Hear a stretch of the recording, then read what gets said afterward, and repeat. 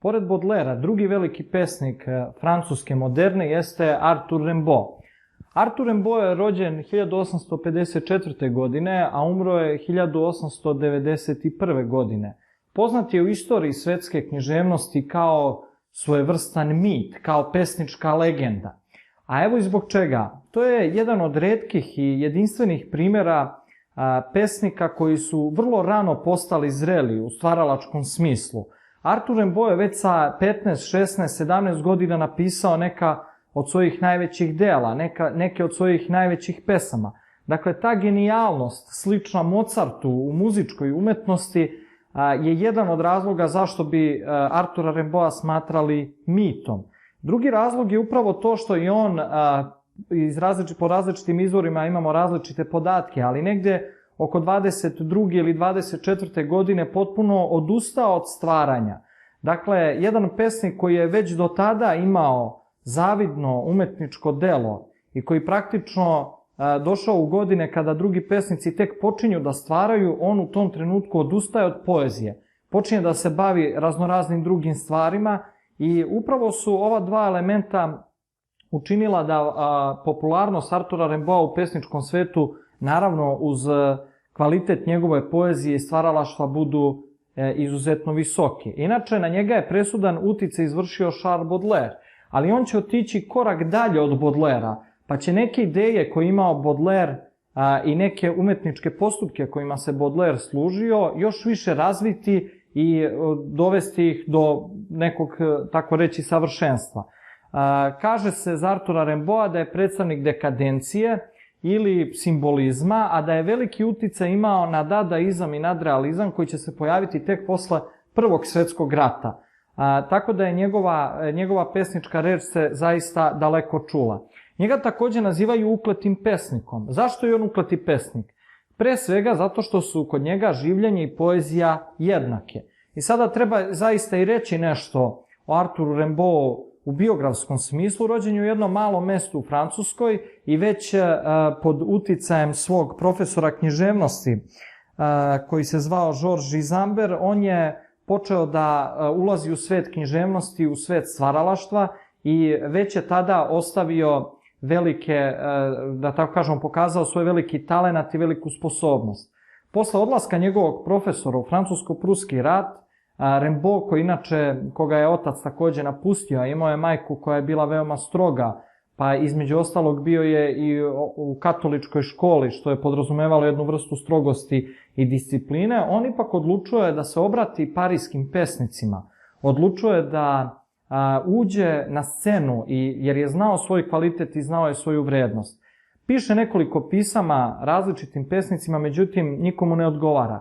Zatim na kraju piše i Paulu Verlaineu, koji će imati jedan od veoma bitnih uticaja na njega, ne možda u stvaralačkom smislu koliko uopšte u odnosu prema celokupnoj književnosti. Verlaine mu odgovara i Rimbaud i Verlaine počinju ljubavnu vezu u to vreme. Verlaine napušta svoju porodicu i svoju decu, oni putuju po Evropi i prosto žive baveći se vrlo teško, materijalno, ali baveći se različitim stvarima u smislu davanjem časova, pisanjem i tako dalje.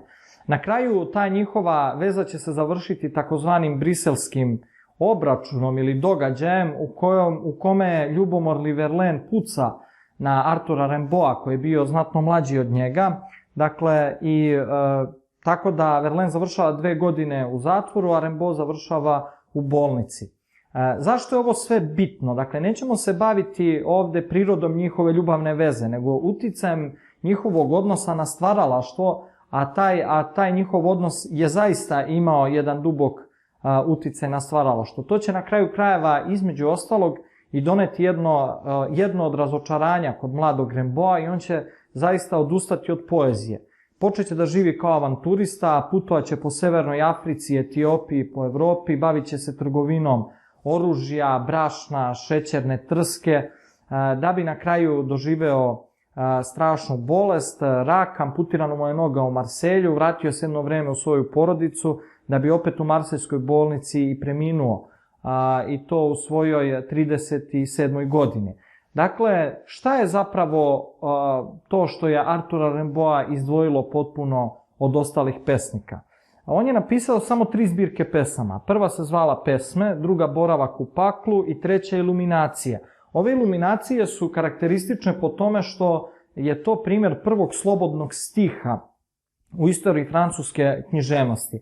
A da se podsjetimo, vezani stih je onaj stih koji ima rimu, dakle gdje imamo strofe u kojima se reči rimuju, a slobodan stih je i grafički i kompoziciono raslabljen. Dakle, tu nemamo reči koje se rimuju i nemamo strogo podeljene celine po strofama. To su dakle iluminacije. Ono po čemu je naročito Rimbaud interesantan jeste njegova poetika, jeste njegov pogled na svet.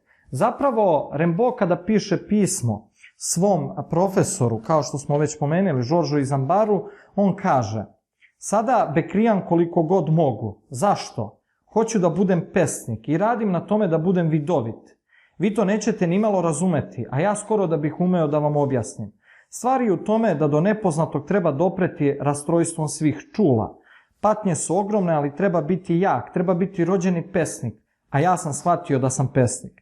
To nije ni pošto moja greška, netačno je reći mislim. Trebalo bi kazati misle me, oprostite za igru reči, ja, to je neko drugi. U ovom kratkom pasusu mi imamo u stvari celokupnu poetiku Artura Rimbaud'a. Kao prvo, on traži nešto novo i nastavlja Baudelaireovu poetiku. Baudelaire kaže do dna da nađemo nešto novo. To što je novo, što je nepoznato, a govorili smo o iracionalnom poimanju stvarnosti kod modernista, naročito posle kod simbolista, jeste želja da se postane vidovit. Dakle, sam Rimbaud kaže, kada piše u jednom od svojih pisama svom profesoru, on kaže da praktično treba da bude vidovit, da on hoće da bude radnik, kaže ja ću biti radnik i materijal za moj rad bit će moj sopstveni duh. I ja ću raditi na preobražaju svog bića da bih sebe učinio vidovitim. Šta znači ovo biti vidovit? Biti vidovit to je ona iskonska želja koju svaki čovek ima. To je da prevaziđe sebe, da prevaziđe svoju prirodu i da pobedi svoju palu prirodu. Na predavanju o kompoziciji Biblije iz prve godine mi smo upravo govorili da je suština čovekovog bića teozis, oboženje, ili je suština njegovog bića da postane prorok. I to se ovde poklapa. Međutim, kako je Rimbaud hteo da postane vidovit? To znači da postane prorok, na neki način da pobedi svoju prirodu. Tako što je imao recept koji se zvao rastrojstvo svih čula.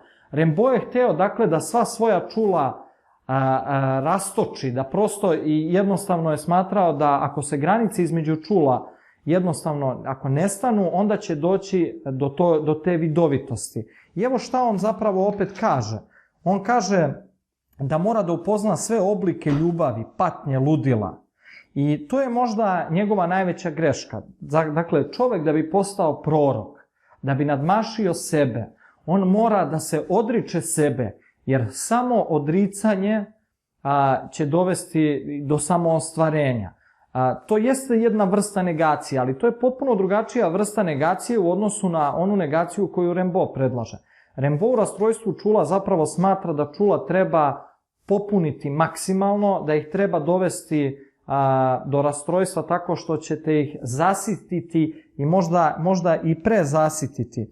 On prosto kaže da on mora da istražuje samog sebe, da postane više nego iko veliki bolesnik, veliki zločinac, veliki prokletnik i vrhovni učenjak. Pa onda opet tu kaže, kao što smo rekli, da bekrija i da prosto rastrojstvo čula se kod njega postiže maksimalnom stimulacijom svih čula. I tu je dakle zapravo greška. Njegov cilj da nadmaši svoju prirodu sam po sebi nije bio loš i nije pogrešan, ali put, metod kako doći do tog cilja je potpuno pogrešan. Umesto negacije sopstvenog ega i samo odricanja od svojih čula, da tako kažemo, i distanciranja, on želi rastrojstvo čula.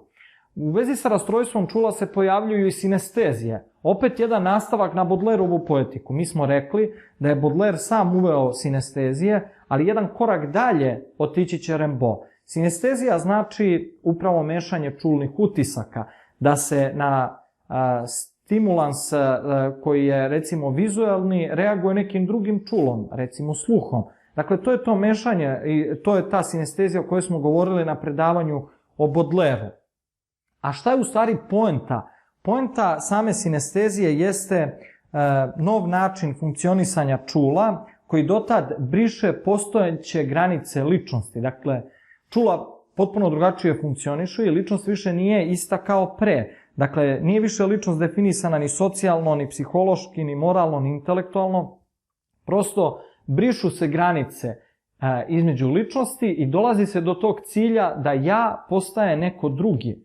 I to je ovo upravo što smo ovde rekli, jeli? On kaže, trebalo bi kazati misle me, oprostite za igru reči, ja to je neko drugi. Opet imamo jedan plemeniti cilj. Plemeniti cilj koji pre svega negira sudbinsku usamljenost čoveka. Dakle, ja postaje neko drugije i nešto što je skriveno u hrišćanstvu, koje je Rimbaud naravno u potpunosti negirao. To podsjeća na onu novozavetnu ljubi bližnjeg svoga kao samog sebe. Ili ono što ne želiš sebi, nemoj raditi ni drugom. Dakle, taj odnos između sebe i drugih je zaista ovde plemenit, da ja postaje neko drugi. Međutim, gde je tu problem? Problem kod Rimbaуда jeste što on misli da do toga može da se dođe brisanjem granica ličnosti. Ali mi ukoliko izgubimo svest o svojoj ličnosti, ukoliko ne ugradimo svoj identitet, svest o svom identitetu i o sebi, o sopstvenom postojanju, mi zaista ne možemo da napravimo most između dva čoveka, između sebe i nekog drugog. Brisanje granica ličnosti, poništavanje sebe u takvom smislu, a ne u smislu samo odricanja, naravno da će dovesti do jedne propasti, do brodoloma, što će se Rimbaud zaista i desiti. Dakle, on pokušava da jednom alhemijom reči, to je takođe jedan, ili alhemijom jezika, to je jedan izraz koji koristi Rimbaud. A šta zapravo kaže? On kaže da rastrojstvo čula treba da dovede do pronalaženja novog jezika kojim će ljudski duh moći da komunicira sa drugim. Takav jedan jezik koji će u sebi sadržati sve, mirise, zvukove, boje. On će u sebe uvlačiti misao i saopštavati je. Dakle, imamo ono slično što smo govorili već u predavanju o poetici moderne, a to je da modernisti žele da naprave novi jezik koji će na taj način komunicirati, gde će praktično čovečanstvo postati bratsko, gde će se celina postojanja sveta konačno stvariti. Jer oni su verovali da je sve celina, da je sve jedan tok i da je analiza, razdvajanje celine na delove prosto nedopustiva. Dakle, alhemijom reči, postizanjem jednog pesničkog jezika, veruje da će doći do ukidanja usamljenosti, do jednog bratskog čovečanstva, što je naravno opet povezano sa ovim da ja postaje neko drugi. On je dakle težio da dođe do tog čistog razgovora između duša.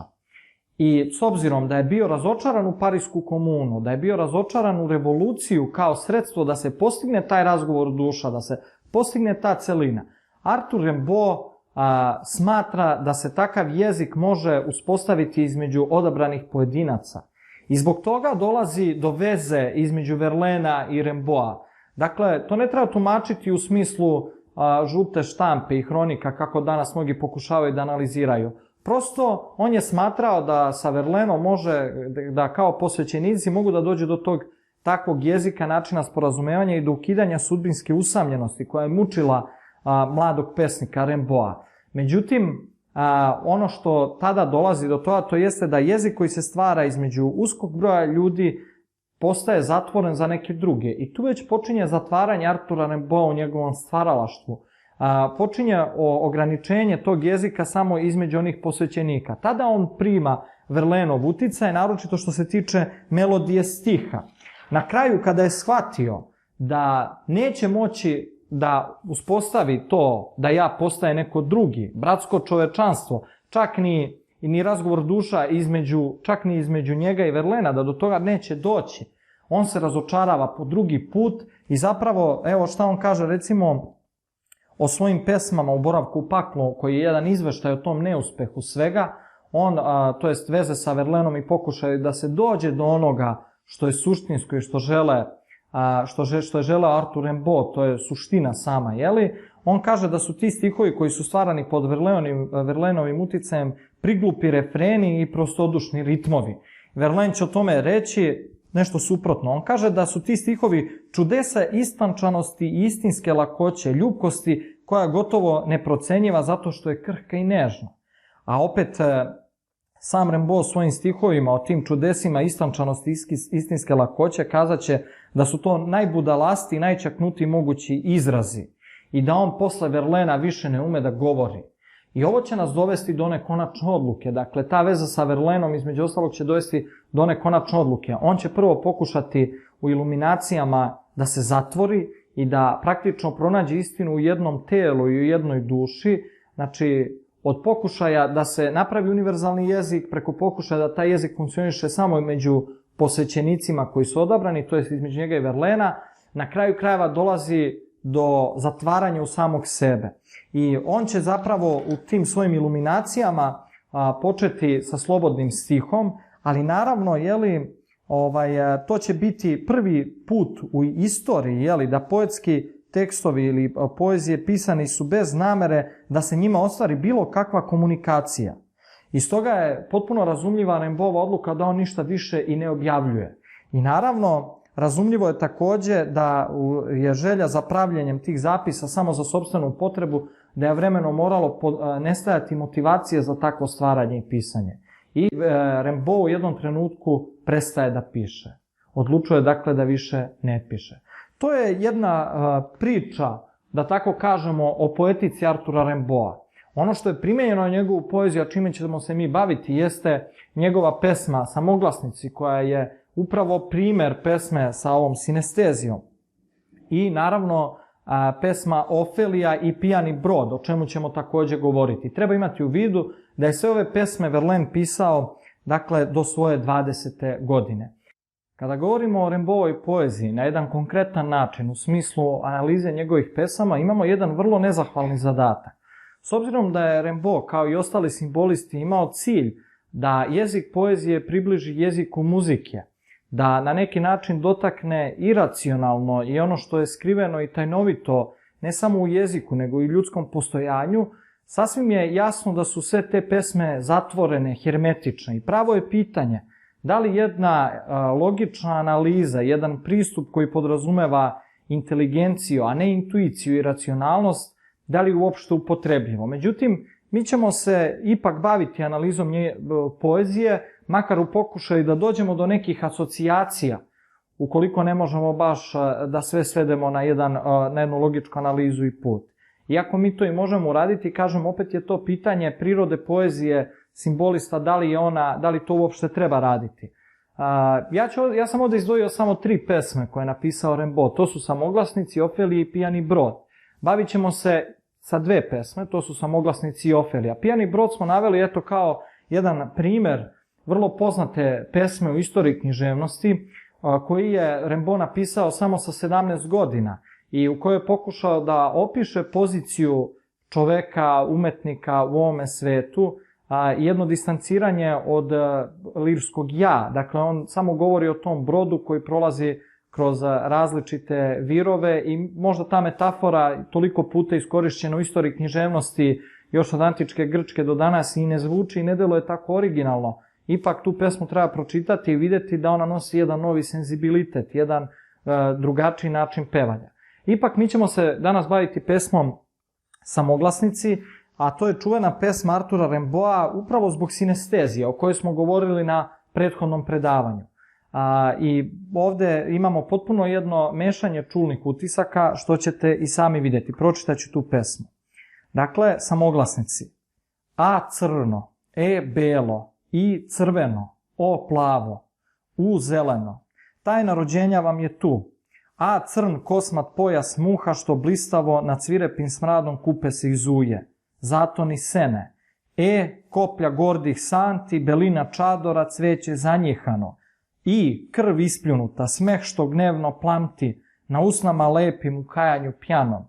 U drhtanje kružno božanstvenih mora, spokoj pašnjaka i stada, spokoj bora, koja alhemijom stiču učenjaci.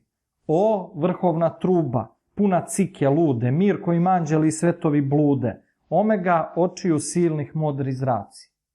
Već na prvi pogled vidimo da ova pesma potpuno hermetična. Ono što je interesantno jeste da Rimbaud vezuje određenu boju za određeni zvuk. Dakle, za zvuk svakog pojedinačnog vokala on daje boju. I na taj način celu pesmu izražava tim stilom sinestezije. Već smo rekli da je jedna od osnovnih poetskih osobina Artura Rimbaуда rastrojstvo čula. I rastrojstvo čula jeste preduslov za sinesteziju, ali i za ovakvu pesmu. Tako da se na zvučne podsticaje i spoljašnosti ovde reaguje vizualno, tako da svaki vokal ima svoju boju. Ako krenemo analizu ove pesme, prvo što je interesantno jeste da je napisano u formi soneta. Sonet je tradicionalna forma koja postoji još od Petrarki, o tome smo već govorili. Vrlo interesantno da jedan tako modern pesnik, savremenog, uslovno rečeno, senzibiliteta, piše u takvoj formi, ali to nije jedino iznenađenje koje imamo sa Rimbaudom. Neki proučavaoci ove pesme su pokušali zaista da na logičan način daju rešenje.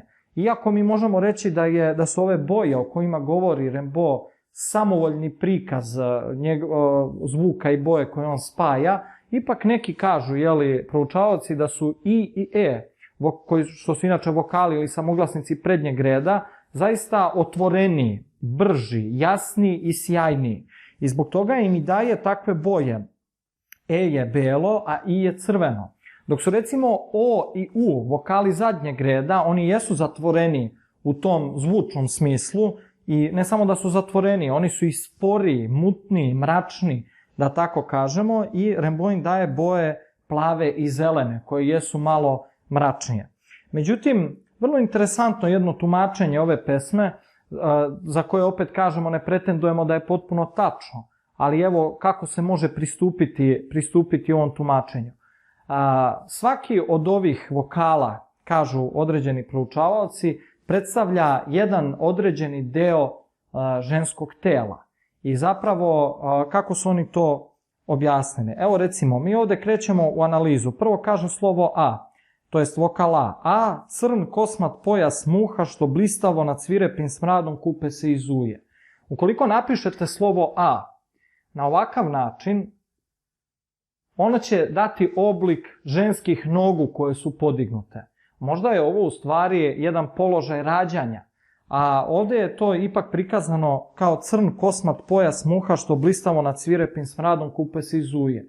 I ovo može biti veza sa samim rođenjem, kao što je i Baudelaire ženu smatrao izvorom nečega nečistog, s obzirom da rađa, a ovaj život je nečist i ovaj život je nikakav. Ovde možda u svom tom vokalu A, ako pristanemo na mogućnost ovakvog tumačenja, koje ja ovde ističem samo zbog toga što je interesantno, a ne zbog nečeg drugog, možemo vidjeti da je slovo A zapravo predstavlja ženske noge koje su podignute na gore.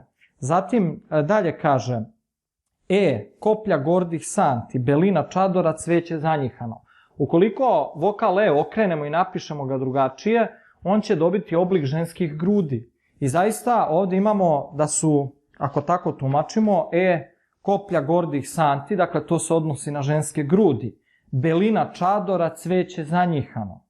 Zatim, naredni vokal je I. Naravno, to je latinično slovo, on je Francuz.